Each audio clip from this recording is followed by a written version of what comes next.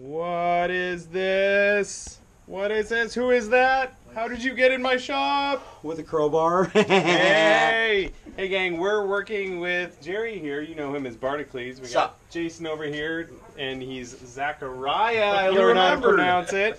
And we're working together on this Reinhardt helmet. And Brittany did the modeling, Jerry and I did the printing, Jason did all the sanding. And I did all the videoing. Well, not all of it. You're doing yours. Distracting. Yes. So this thing is going to be at Maker Faire. It will. World Maker Faire, New York. That's right. And it'll look painted and done, we hope, by then, because we have only like a day and a half to finish it. It'll totally be done in time. Worst case scenario, we'll just say it's weathered from combat. That's right. This is a new skin. This is a new Reinhardt skin. It is actually. It's the primer Reinhardt skin. Anyway, you've been filming all day. You're going to be putting together a video on your channel. Yes. We'll link to that. You guys can go check out the build on this. It's going to be awesome. It's going to be awesome. You guys are going to blow your mind. Very cool. Like,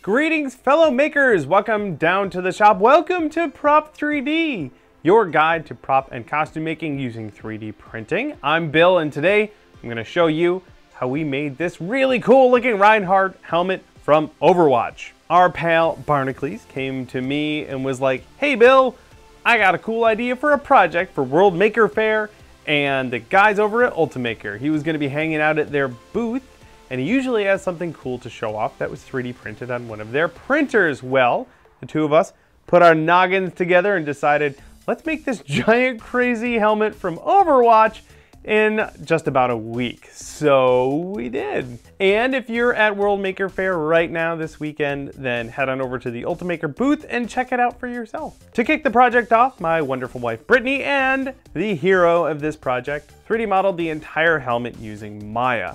Those models were cut up into smaller pieces so that we could fit them into our printers, and then me and Barnacules, we combined forces. He printed some of the parts at his house, I printed some of the parts at my house, each using our own Ultimaker 3D printer, and lo and behold, they all fit, they all worked out perfectly. It took the two of us about 4 days to get the pieces all printed up, and then we met up for an epic build day. In fact, Jerry put together a video over on his channel, go watch it right now or just right after this, documenting the entire build day, which was super fun. We had me and Brittany and our buddy Jason and Jerry all teaming up to get this helmet put together and finished.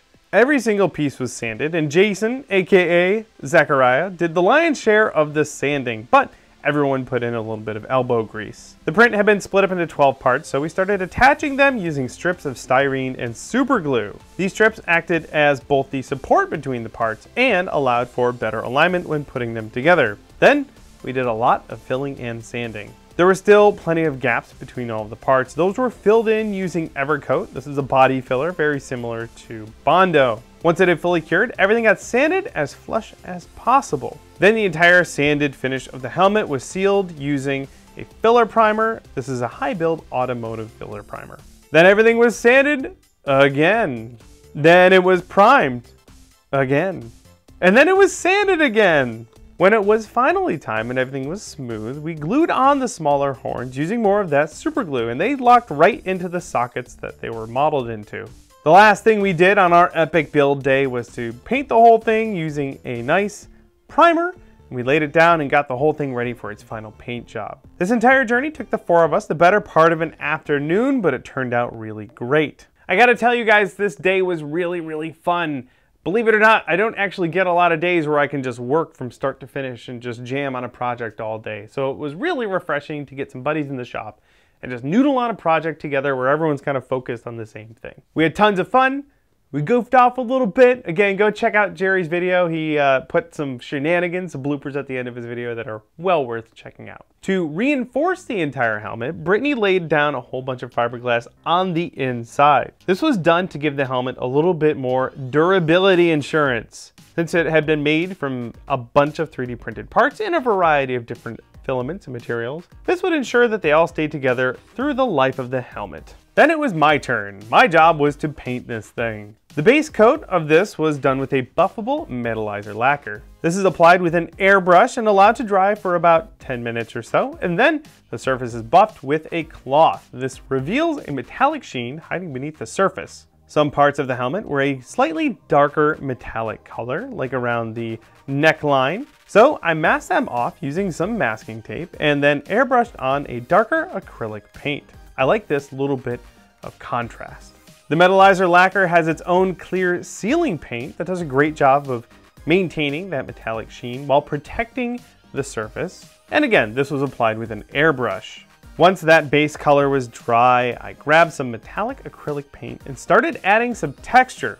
This was done in a silver and gunmetal colors to add some contrast. Using a ratty old brush, I did a couple of passes of heavy dry brushing to add some texture to an otherwise flat metallic finish. The more deliberate time spent on a job like this, the more of a realistic paint job you can accomplish. Once that was dry, I started griming up the crevices. This was a fairly basic weathering pass using black, brown, and rust-colored acrylic paints. You guys know the drill. I filled the deeper areas with paint and then wiped most of it away with a wet paper towel. This process was repeated over the entire helmet until I was happy with how grimy the helmet was. Mostly, I was just looking for a little bit of contrast. I didn't want it to all be just a silver or a metallic color. That did it for the paint job, but I also had to add some support for different parts of the helmet. That's right, the giant horn on the front, we kept that separate so that it would travel easier. I added a T-nut into the horn and a hole through the helmet so the horn could be removed using a bolt.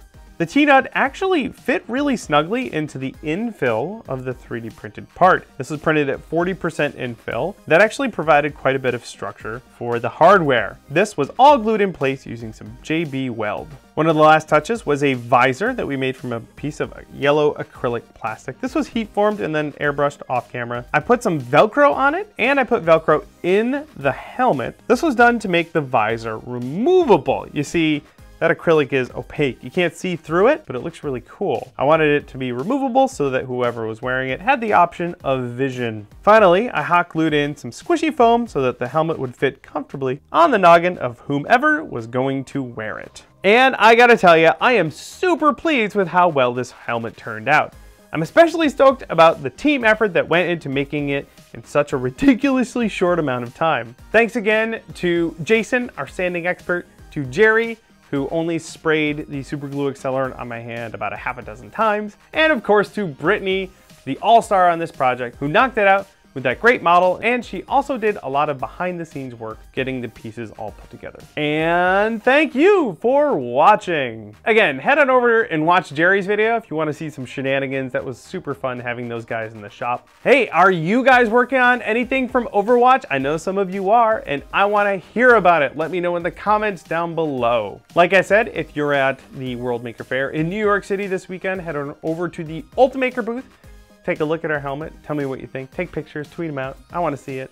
If you're new to the channel, of course, you gotta subscribe. We're doing 3D printing videos every single Friday. You don't wanna miss any of those. Also, check out some of our older 3D printing videos if you're hungry for more.